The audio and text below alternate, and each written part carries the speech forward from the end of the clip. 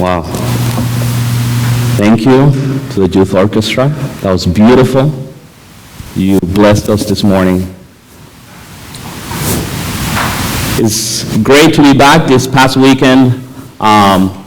Some of the collegiate and young adults, we went out to our retreat, and let me report to you that we had a great time in, I don't know how to pronounce the name of that city, but about an hour here north, near the mountains, and it was great to be able to spend some time with our collegiate and our young adults, studying the Bible, also getting to know them. I required for all of them to spend at least 10 minutes on a one-on-one conversation with me so that I can start getting to know everybody. In a couple of weeks from now, 2 weeks from now, we're going to have our youth retreat.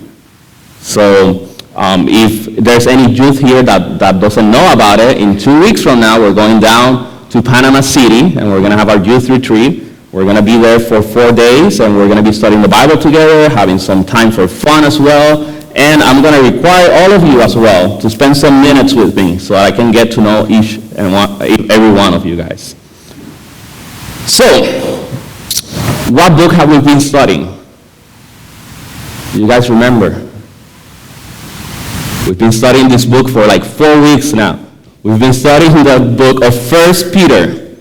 We've been reading out of 1 Peter, and he's been teaching us a couple things.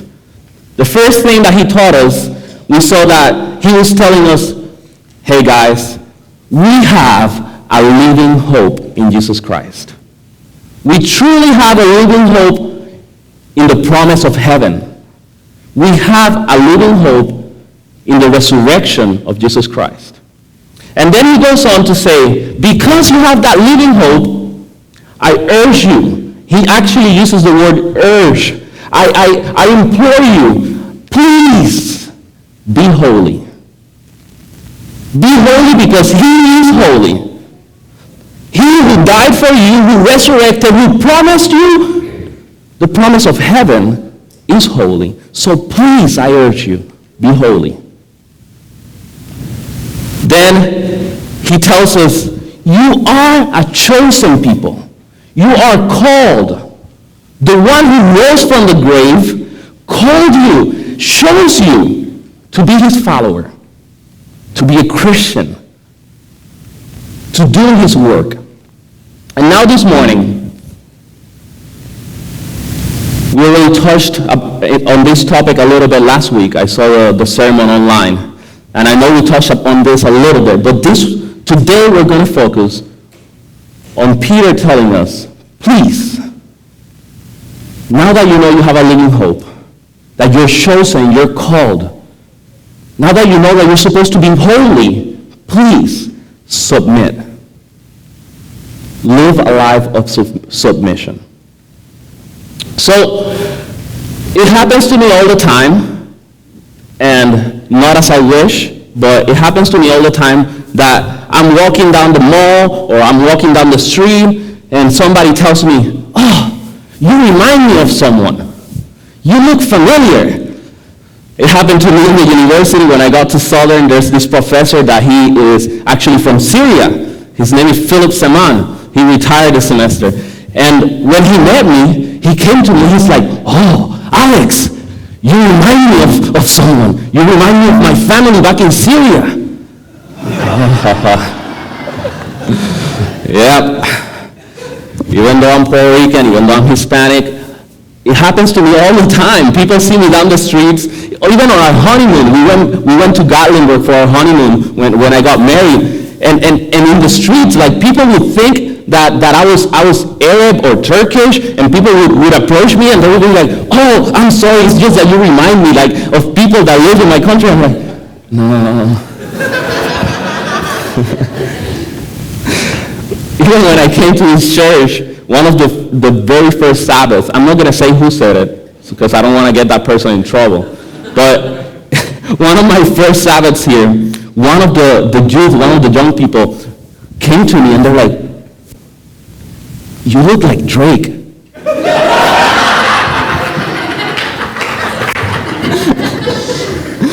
I was like, Okay. It happens all the time. I don't know if it happens to you, like sometimes somebody comes to you and they tell you like, oh, you look like this person, or you remind me of this person, right?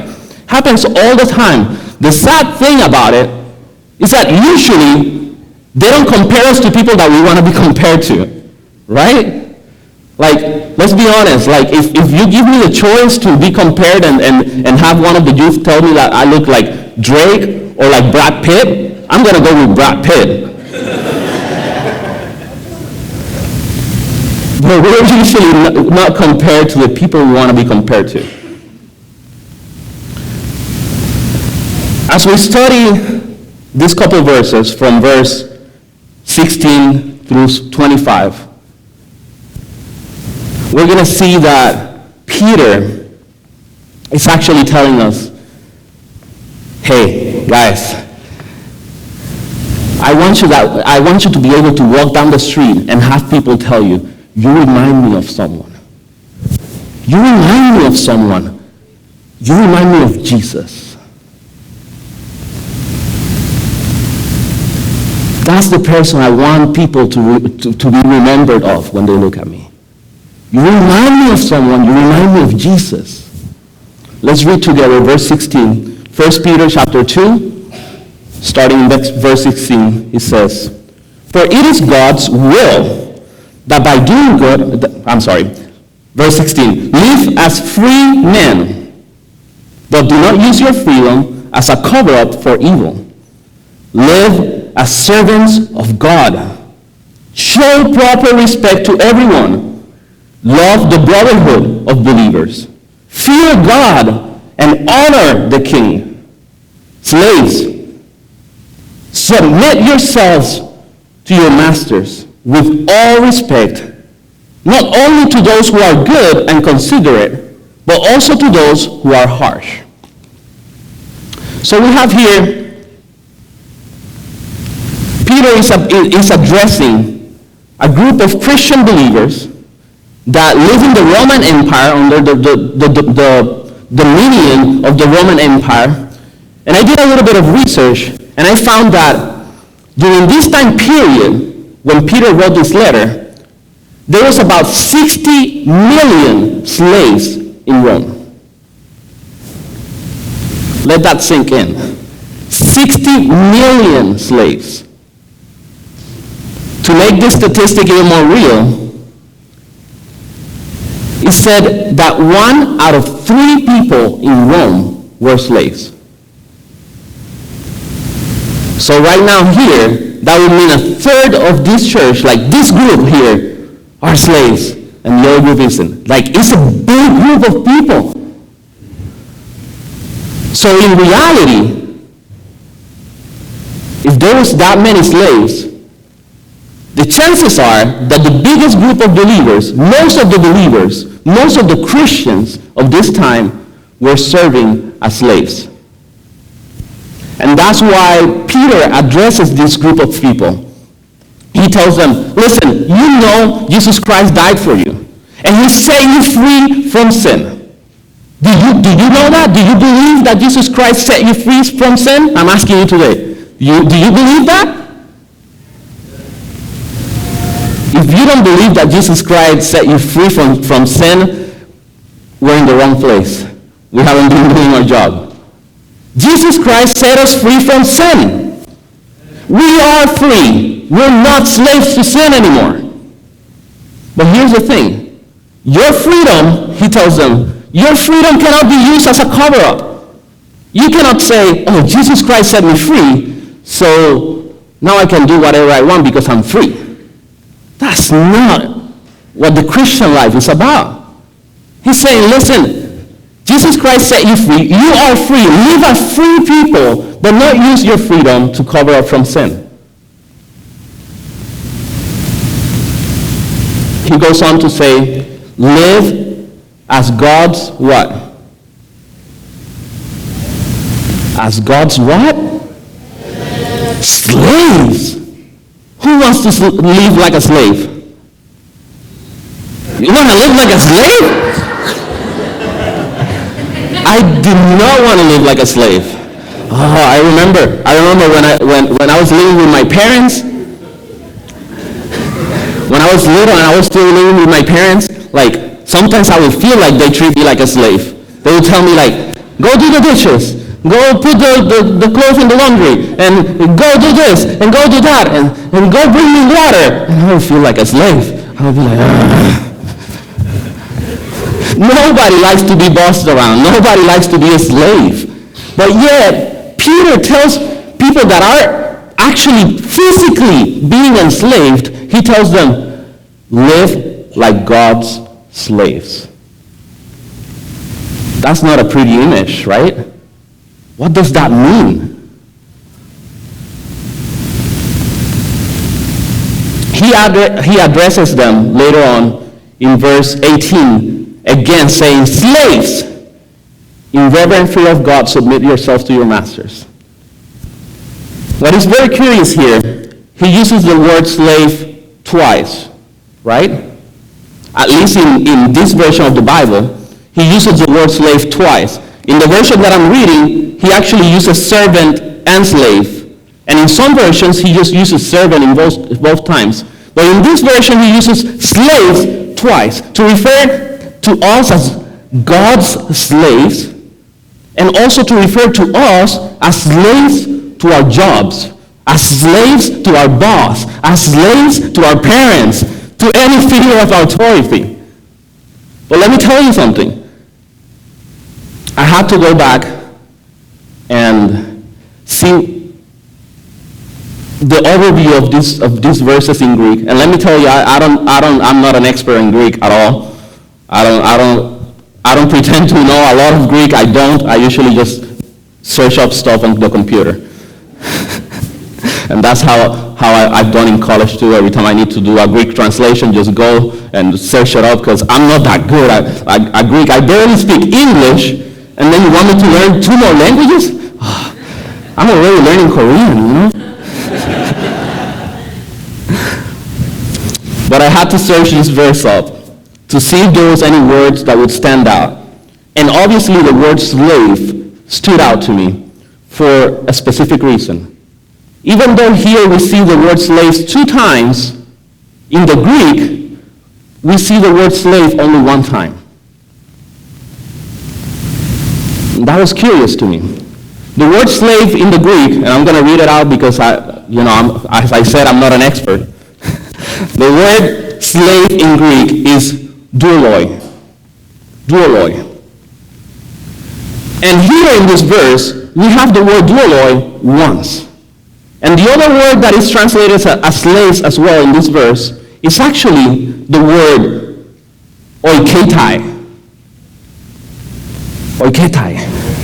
Which means servant. It's more like a worker, an employee, a servant.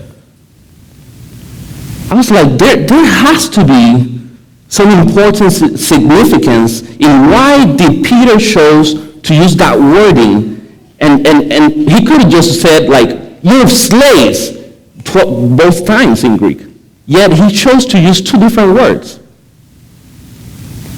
He's telling them, you are free from sin. Even though you are physically being slaves of your masters, you're actual slaves, and in this time, when we think of slaves, we think of people doing hard work, right? Like I don't know, we think of America 300 years ago or something like that. We think of doing hard work. But in this time, there was slaves like that, but there was also slaves that were secretaries and physicians and musicians and nannies and different things. So there's all kind of slaves here. He's saying, even though you're physical slaves, you're free people from sin. And the word slave that he uses, the doulos, he only uses it when he refers to you are God's slaves. So what he's saying is, even though you're physically a slave in your job, let me tell you something. The only master that you have, the only person that you truly owe something, the only person that you should truly care about, your only true master is God. You're God's slave. Now, he addresses them for a second time, and he calls them servant, not slaves. That translation is actually wrong. He addresses them and he tells them, you are servants from your physical job. You're not slaves from your physical job because you only have one master, who is Jesus Christ, who set you free from slavery. You are servants.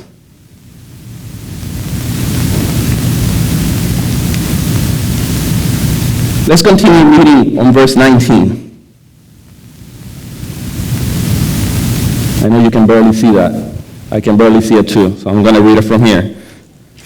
For it is commendable if a man bears up under the pain of unjust suffering, because he is conscious of God. But how is it to your credit, if you receive a beating for doing wrong and endure it? But if you suffer for doing good and you endure it, this is commendable before God. To this you were called, because Christ suffered for you, leaving you an example that you should follow in his steps. He committed no sin, and no deceit was found in his mouth. Let's leave it there for now.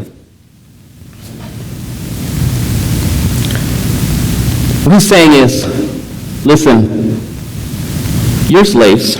Some of you are being treated kind. Some of you are teachers. Some of you are nannies. Some of you are musicians, and you don't have that much trouble. But some of you have it hard. Today he would say something along the lines like, listen, I know some of you have really nice jobs, and you really enjoy your job. Praise God for that. But some of you, I know, you have hard jobs. You can barely wake up in the morning to go to your job because you have to drag yourself. You're like, But let me tell you something. You're not a slave to your job. You're not a slave to your boss, because your only master is Jesus Christ. Yet, Jesus is calling you. If your job is good, or if your job is bad, if your boss treats you well, or if your boss is harsh with you, Jesus is calling you to serve and be a good servant. And the reason why he's calling you to be a good servant is because he, Jesus Christ, was a good servant to you. So he's kind of telling us, love what you do. Love your job. Love your boss. Love the ones that bully you. Love the ones that give you extra work. Love the ones that drive you crazy at work. Love them. Because Jesus loved you.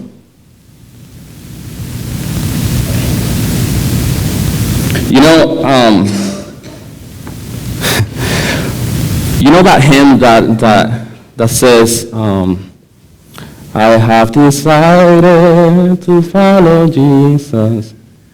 I have decided to follow Jesus. I have decided to follow Jesus. What comes next? No turning back, no turning back. Well, here's where Peter's sermon, Peter's teaching, turns into a little bit harsh to us. He's saying,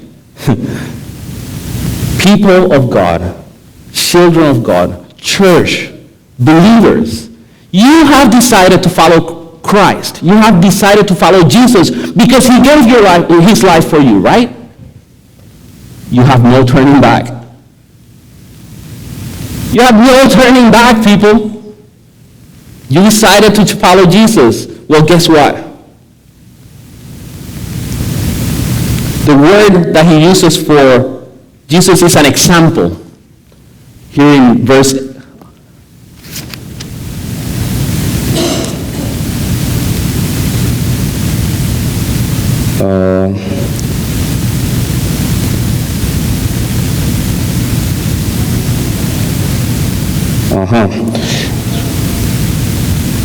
I cannot find it now.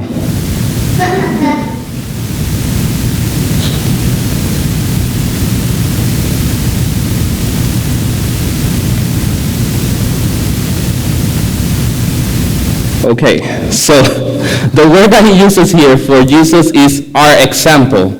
The word example is actually in verse 21. To this you were called because Christ suffered for you, leaving you an example. The word example is the same word used for teaching the kids how to write.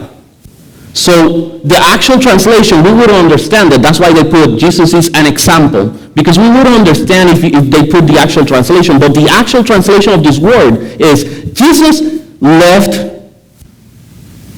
a written note underneath. Jesus wrote it underneath.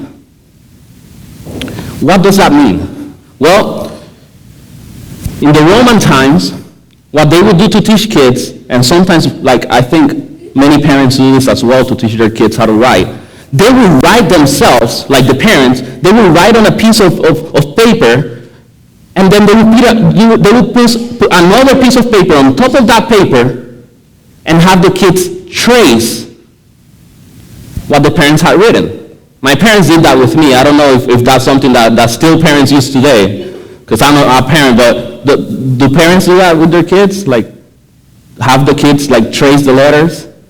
Yeah? Well, here it is very common to have the kids trace letters to learn how to write.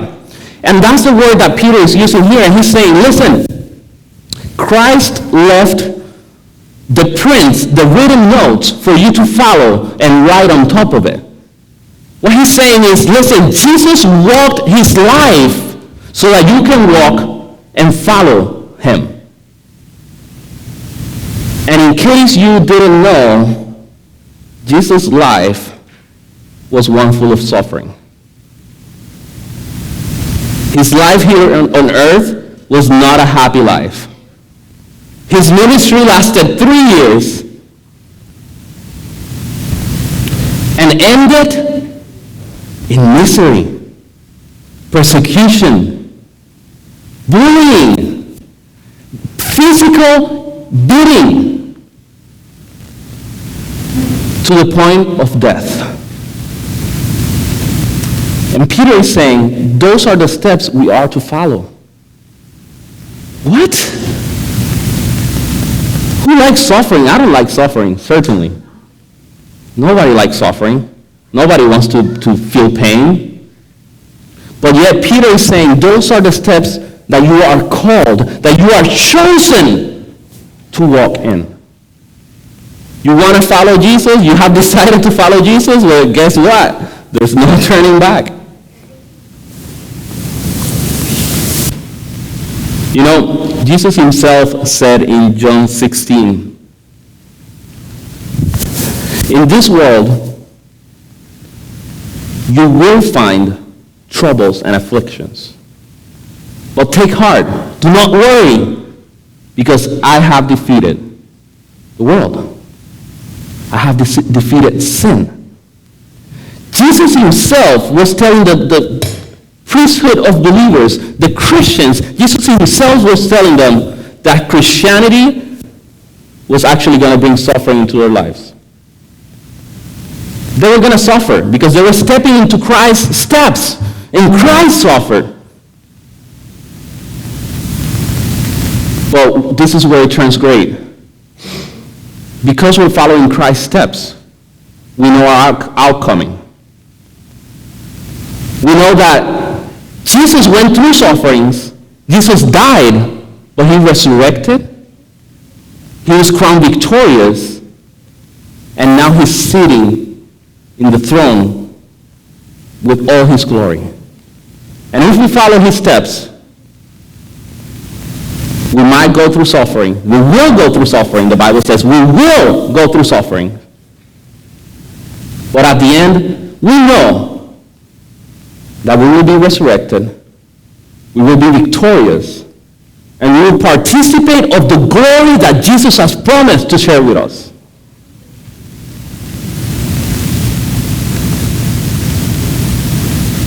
This means this call means that we are called to be servants even when we don't feel like being servants. even when we're tired, even when somebody's driving us crazy and we're mad, and we are called to be their servants because Jesus was our servant. We are called to wash the feet of the people that drive us crazy at work because Jesus washed the feet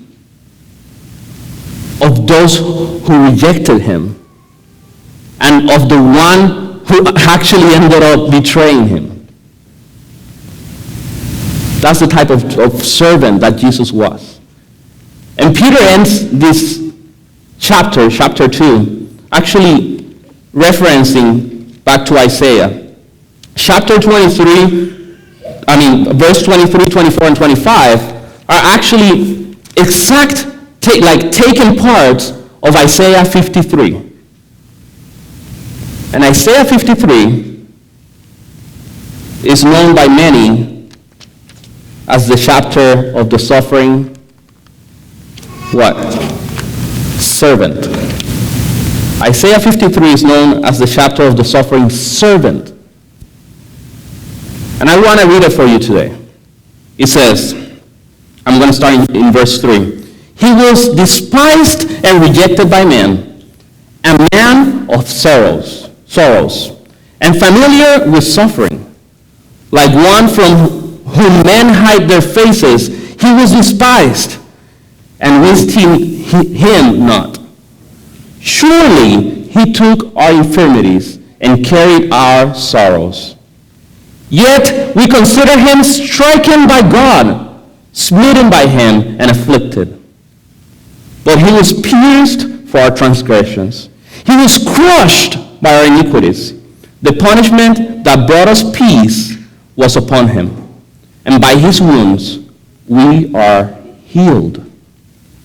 We all like sheep have gone astray.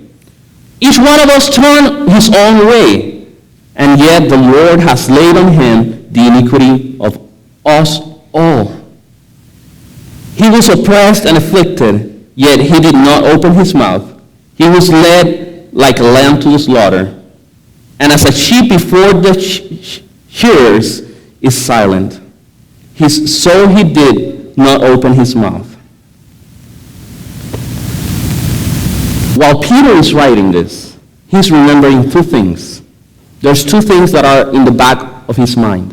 While Peter is writing this letter, especially chapter 2, and he's asking us to submit, he's asking us, please be servants one to another. Be servants to the people that are harsh to you. Be servants to everybody. While he's imploring us to do this, there's two things in the back of his mind.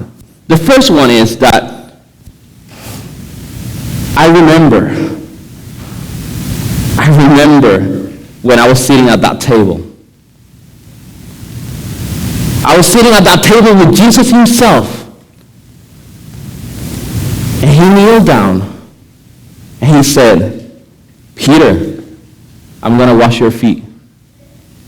I remember. And I was like, how are you going to wash my feet? You are the Son of God. You are the Messiah. I should wash your feet. But yet he looked at me. He said, Peter, I need to wash your feet if you want to be cleansed. And I remember being so excited that God himself was laying down his life to serve me, that I just told him, just don't wash my feet only, wash me entirely. Jesus was my servant. Even though he's the God of the universe, the one who created all, the Word of God says that he was the Word. In the beginning, he was the Word. He created it all. He created me. I'm nothing compared to him. And even though I'm nothing compared to him, he kneeled down to my feet and he washed my feet. He served me. Please, I implore you, serve your brothers and your sisters. Even though they drive you crazy, even though they make you mad, even though you don't understand them, serve them as Jesus served me. The second thing that he had in his mind is the fact that back then, it was required for most of the Jewish people to memorize Bible verses, memorize Bible chapters, memorize the entire Bible at that time, which was the Old Testament. Why? Because they didn't have this book right here. They didn't have physical books, so most of them had to memorize it. And one of the most famous verses memorized, Isaiah 53. He's saying, I remember the words of Isaiah, that God would send a suffering servant that would take up all the sufferings of the world upon himself. He would lower his life down so that we could be free. Even though we don't deserve it, he's serving us. And Peter's call for us today is, even though sometimes people at our job, people at our school, sometimes people in our family don't deserve us being servants to them, serve them. Serve them as Jesus served you. And by doing so, they will be able to say, you remind me of someone. You remind me of Jesus. You know, I wanted to end today with a little illustration. And I was ready to do it. I was thinking about doing that, and I was going to have a big bottle of water, like one of those like really big one, like maybe like a 2-gallon bottle of water in a table with a picture of Jesus behind it. And through the water, you're able to see what's behind, right? When the water is crystal clear, you can see what's behind the bottle. So if I have a huge water bottle and I have a picture of Jesus, even though the water bottle is covering the picture, you can still see through and see the picture of Jesus. And I was ready to come here and show you that and tell you, you know what, people? Brothers and sisters, you need to be crystal clear so that people can see Jesus through you. So that you can reflect Jesus. Then I woke up early this morning and decided to have a devotional time. And, oh man, God is funny. He changed my plans. Because when I was having the devotional time this morning, he spoke to me and said, you got it all wrong, Alex. I don't want you to be crystal clear. You'll never be able to be crystal clear. That's the point of the whole gospel. You are sinful. You don't deserve to go to heaven. You don't deserve my love. You don't deserve me serving you. You will never be crystal clear like that water. So if it's like that, if you want to be a water bottle and put my picture behind you so that people can see through, nobody's going to see me. Because you're not water. You're more like grape juice. Instead, here's what I want you to do.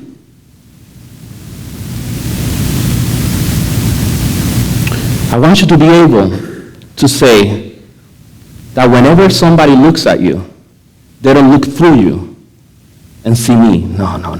Whenever somebody looks at you, you move aside, take a couple steps back, and let me stand in front of you.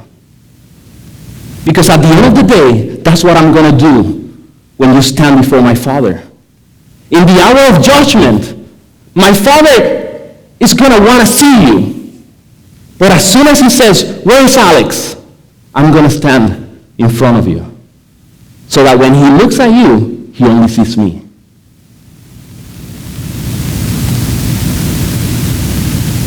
I want to call you today, church,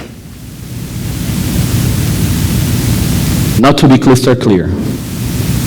I want to call you to be servants. Humble yourself to others so that others can see Jesus.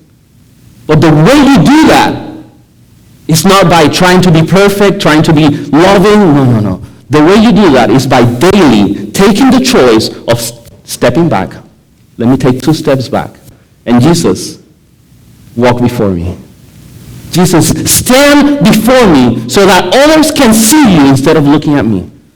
Stand before me so that when somebody annoys me, somebody pushes me, somebody's harsh to me, I'm able to withstand it because I know you're standing in front of me and covering me. I want to challenge you today. In your daily walk, when you go back to work on Monday or on Sunday, when you go back to work, to be able to say, Jesus, stand before me. So that when people look at me, they can see that you're covering me with your open arms. I want to invite the deacons to stand and come forward as we sing the closing hymn.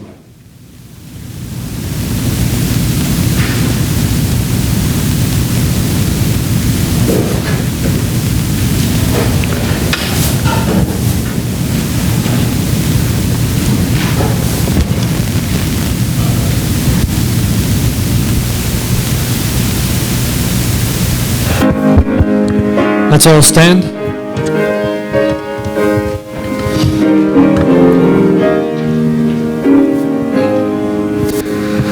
I shall see the King where the angels sing. I shall see the King someday in the better land on the golden strand, and with him shall ever stay in his glory.